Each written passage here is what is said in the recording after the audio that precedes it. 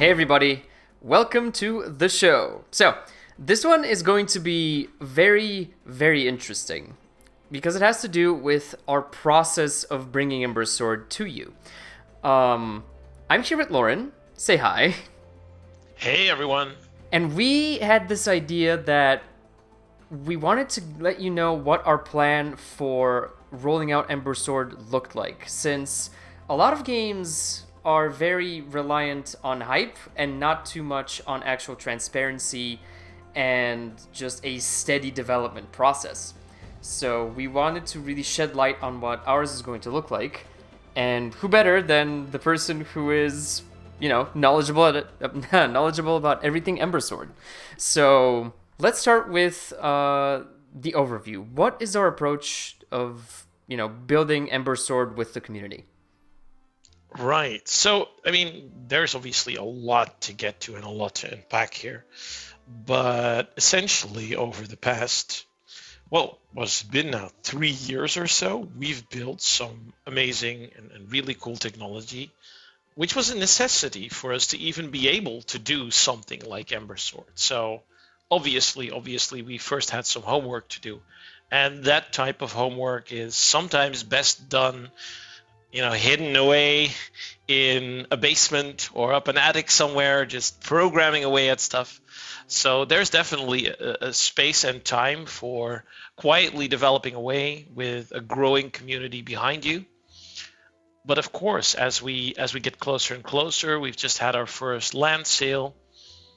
We're looking towards the future of how is the game going to continue to be built. And I just, felt it would be really cool to have a bit of an open conversation about that, how we're tackling that today, what are the steps we see along the way, and where are we now?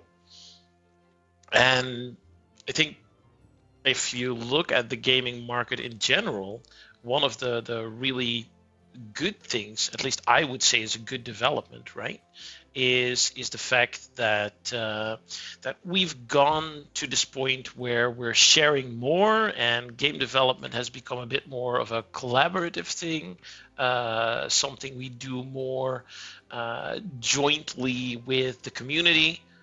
Trends like early access games have just been a big thing in this area, and I think it's very good because a lot of games that come out of the more traditional system eventually at some point suffer by having this massive big bang release, right? No one wants to do a Diablo 3 launch day. Oh, no, no, no, no, no, no. Just error 37 to all of you. This is the worst curse you can place upon somebody. Oh, yeah.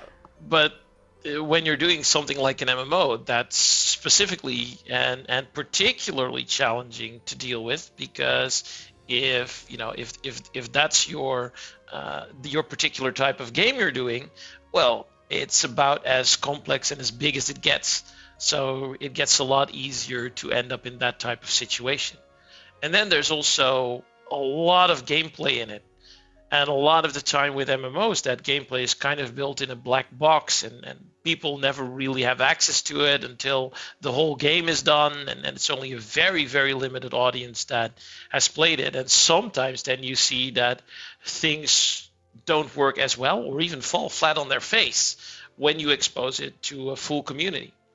Kind of think Ultima Online type mechanics for this was a well-known story. They built some mechanics that allowed all these animals to roam and reproduce, etc., on the map. It was a beautiful ecosystem, and then it turned out when you let all the players into the world, well, they just kill all the animals so quickly that none of those systems make any sense or can end up doing anything. So you've spent potentially years of development working out this mechanic, and then it does nothing for the community.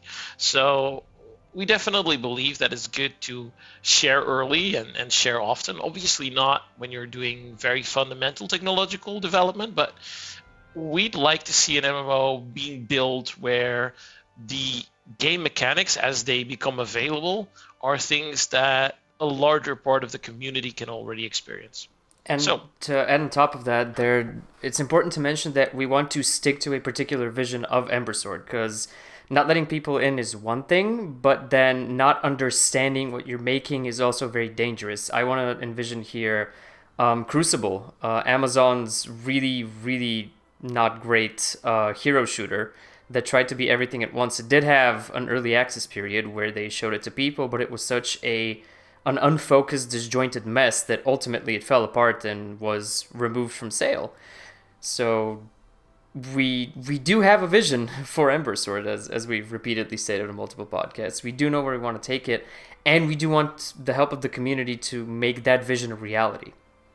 yeah, absolutely. I couldn't agree more. I mean, any great game needs to have a great vision, a great identity, if you will. But then, comes the rest, comes making sure that where the rubber meets the road, that vision is actually being realized and the gameplay is actually like you envision, or that you find out quickly and can work on improving it. So if we're looking at where we are today, obviously we've built some really great technology, and we are currently in a state that we would refer to as pre-alpha.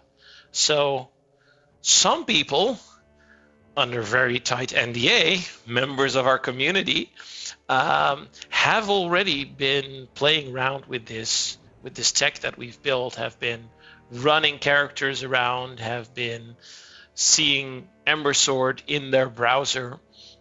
And the stage where we're currently at is really still at that level where we're testing, making sure all of the technology works, all the core components are working, and we're just ramping up to, once those things are all at the level we like them to be at, to slowly let more people in and start building out the world. So we've very intentionally chosen not to big bang the world of Thanabus, right?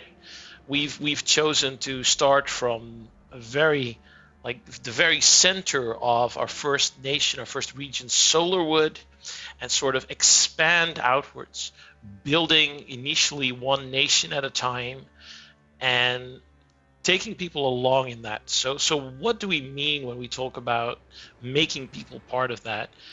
That means actually to us that once we feel the initial alpha test, the pre-alpha test that we're doing right now is far enough along, we're going to take those people that have already joined in and bought land in the game and bring them in to massively expand the audience. Still not a very big audience, but it's a lot bigger than our initial pre-alpha test group, and actually bring them into a technical test where they'll be able to walk around an area of the game, right? Not quite as it would be in the final game. We don't want to give too much away, but where we first make sure that we've stress tested those things that we've tested in the pre-alpha with a larger audience, with more functionalities, and just making sure that everything still holds up when it's not 20 people running around on a screen, but it's 200 people running around on a screen. The point is manageable scale up at every single level. Absolutely. It's like a step-by-step process. And that might sound silly, knowing at the same time that we have bot tested this, right, with with AI bots for NPCs and bots for players, and we've done many thousands already in that regard. But the lesson learned from, decades, if not centuries of gaming experience across the team, if you add all of these people together, is that in the end, when you put humans into the mix, things do get slightly less predictable. Yeah, and definitely. You might have just missed out on something. So that'll be the next stage in our journey. We'll be bringing in these landowners and giving them a chance to experience the technology, making sure it's running well on everyone's browser, making sure we're not running into major networking issues, just, testing the works. Would that be applicable to the client-side version of the game as well? When does that come into play? Yeah, so that would essentially what they would be testing. You mean the client-side session version, as in like the standalone application? Yes, standalone application. Yeah, so the first the first client for the game we'll be doing that for will be the straight up web-based client. So you just go into your browser, hop right into the game, and currently, performance-wise, that's so close to the desktop one. We'll probably stay focused on that for a little bit because we just love that accessibility. Yeah.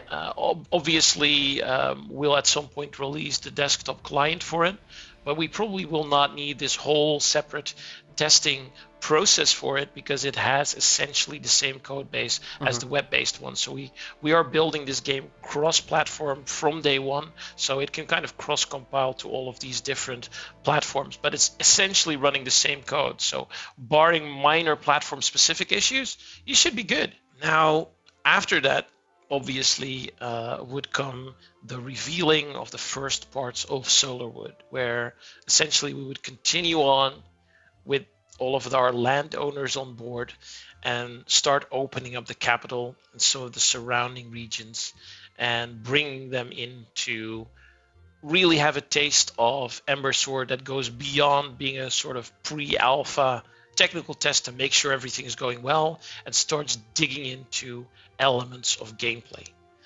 And then rather than taking this sort of, long approach where we're going to go and build everything quietly beyond that point and then have one more moment of a beta test and then a moment of release.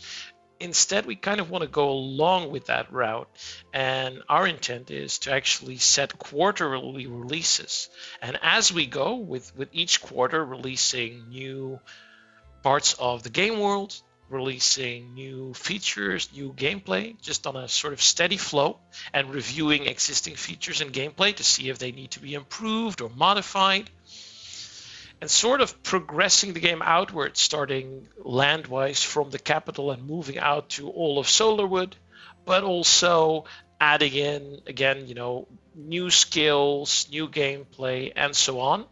Initially for the people who bought into the land sale, and the land sales that are yet to come.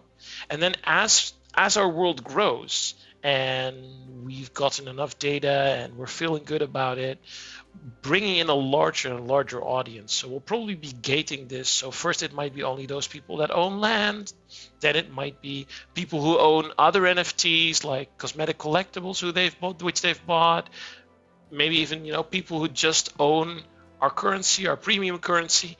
And so as we go, we would kind of open up this world in a gated fashion to the right amount of players, hopefully ensuring in doing so that we don't have any major point where suddenly it's from 0 to 100 and everything falls down, right?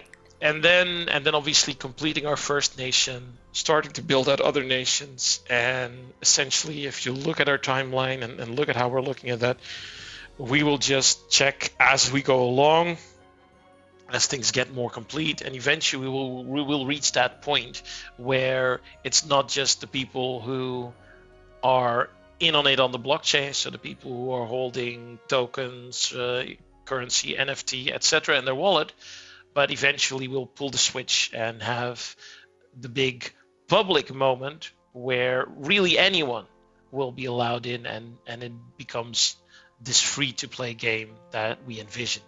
So we really want to do that in a stage-by-stage way. And the main reason we want that is because we've already noticed, even during our early pre-alpha, that it's just so great to be continuously getting the feedback from people who are actually getting this experience with the game, getting to touch it, play around with it, and give us feedback. And as we get into more complex gameplay, this just will continue to become more and more important. So we want to use that gradual development cycle, which to some extent you can also see this in games like, for example, Axie Infinity, right? Who are still in alpha, as they so themselves state, with a very nice, playable, fun game. Because we believe with the type of game we're building, it's much better to just be building it gradually with the community and gathering feedback, improving, and taking our time, rather than to say, okay, we're going to one shot build it, hope that it's perfect, put it out there and then find out that it's far less than perfect, and potentially suffer the consequences for it, and have the community suffer the consequences for it. So we'd much rather do that in a very gradual fashion, learning from real gameplay going on by real players. It reminds me of a Shigeru Miyamoto quote, or at least it's attributed to him, that states, "A delayed game is eventually good," or in this case, a gradually created game is eventually good. A bad game is bad forever. There's a reason that we brought up Diablo 3, not that that's a bad game, but there's a stigma associated with Diablo 3's launch. It's very difficult to shake off negative stigma once it gets attached to whatever you're building. So the purpose of this is, again, pacing ourselves is the most important thing here. Not only in terms of receiving gradual feedback, which we can then, in a timely manner, implement so that, the testers can see actual improvements as they go, but pace ourselves in terms of the team. Since we are a very close-knit team, we're not all that many people. We need to make sure that at every step of development, no matter how much we grow or develop, that we can keep it manageable for us as well as the players. And this approach is probably the best one to actually accomplish that goal. Yeah, I would tend to agree. Obviously, as a team, we're growing massively right now. But Yeah, again, definitely. that is also something you have to do at a certain pace. You can't grow faster than a certain level and still maintain quality. And I think it's just super important in general. Also, when looking at building your game with your community, is to try and do the best we can to manage expectations.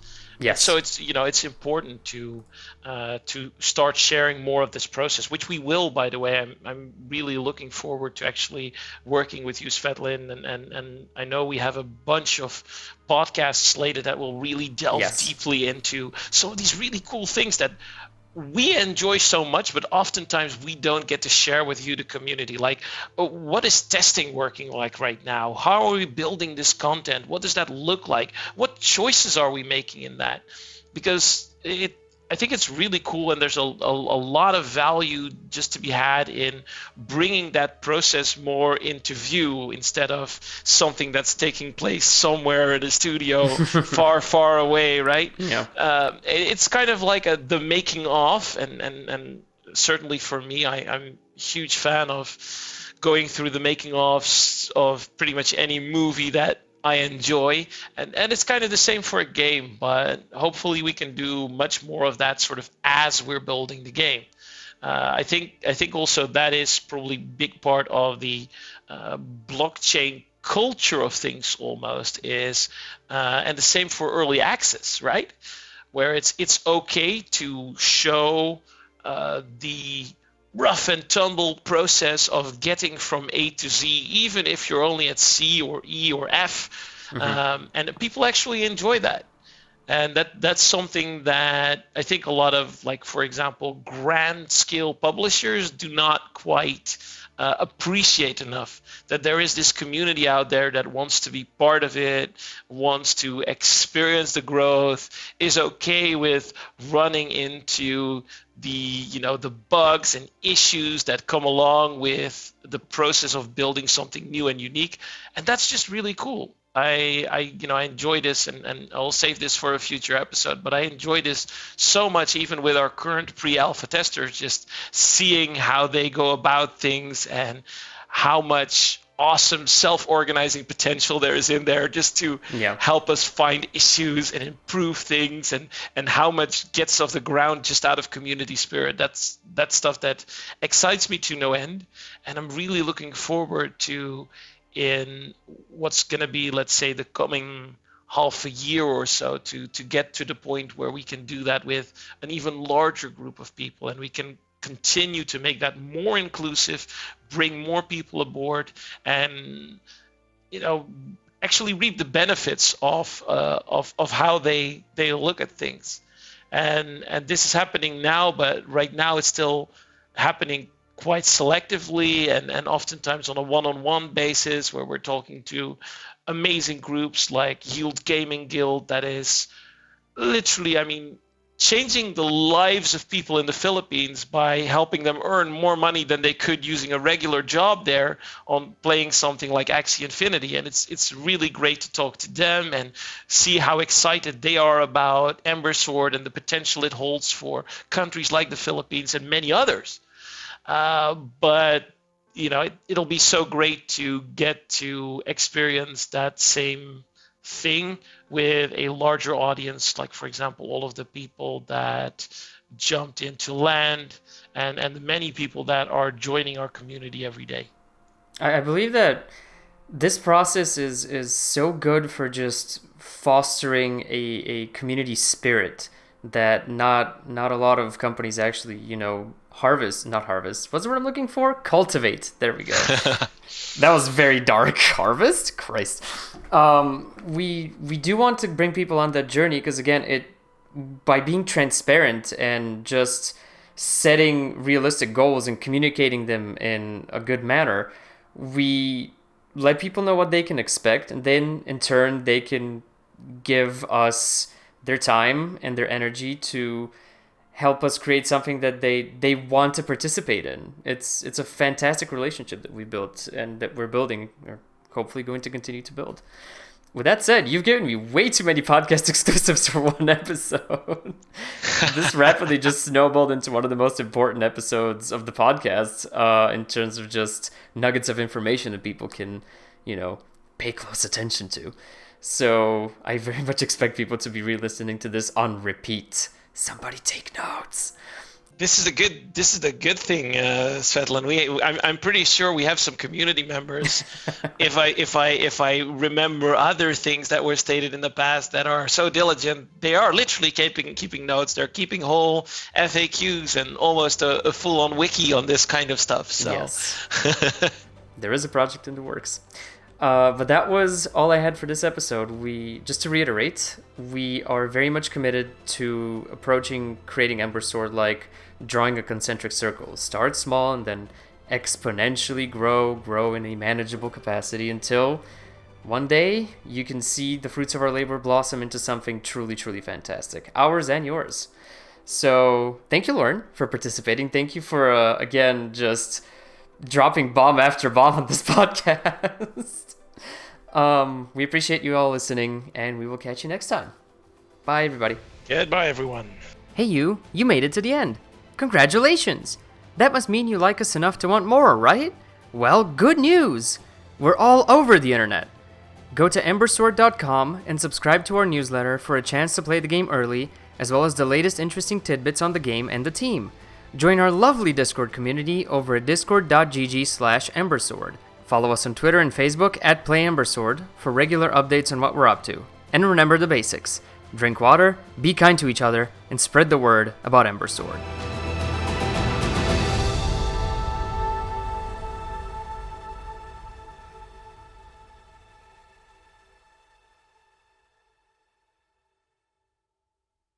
Whew. Okay, let's start. And... Ow! Damn it, I missed my hand. What did you hit? I hit my wrist. Super hard. That's why I sound like a whip. Ow.